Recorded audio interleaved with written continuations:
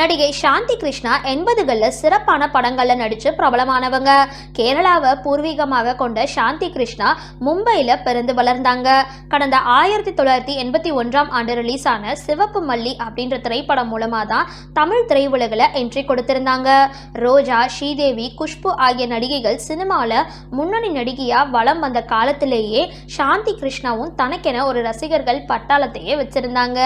இவங்க சிறப்பான கதைக்களம் கொண்ட படங்களை தேர்ந்தெடுத்து நடிச்சிட்டு வந்தாங்க. இயக்குனர் விசு சாந்தி கிருஷ்ணாவுக்கு மணல் கயிறு படத்துல நடிக்க வாய்ப்பு கொடுத்திருந்தாரு. இதையடுத்து சிம்லா ஸ்பெஷல் படத்துல சாந்தி கிருஷ்ணா SV சேகருக்கு ஜோடியா நடிச்சிருந்தாங்க. பன்னீர் புஷ்பங்கள் படம் சாந்தி கிருஷ்ணாவுக்கு திருப்பு முனையா அமைஞ்சிருந்தது.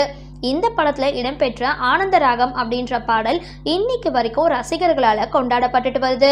இதை தொடர்ந்து அஜித்தும் விஜயும் சேர்ந்து நடிச்சிருந்த நேருக்கு நேர் படத்துல சாந்தி கிருஷ்ணா ரகுவரனுக்கு ஜோடியா நடிச்சிருப்பாங்க. இப்போ மலையாள திரைப்படங்கள்ல குணச்சித்திர கதாபாத்திரத்துல சாந்தி கிருஷ்ணா நடிச்சிட்டு இருக்காங்க. அவங்களோட லேட்டஸ்ட் புகைப்படங்கள் சமூக வலைதளங்கள்ல வேகமா பரவிட்டு வருது.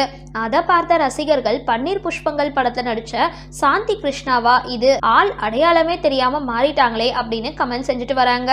இந்த வீடியோ பத்தினா உங்களோட கருத்துக்களை கீழே கமெண்ட் பாக்ஸ்ல போஸ்ட் பண்ணுங்க.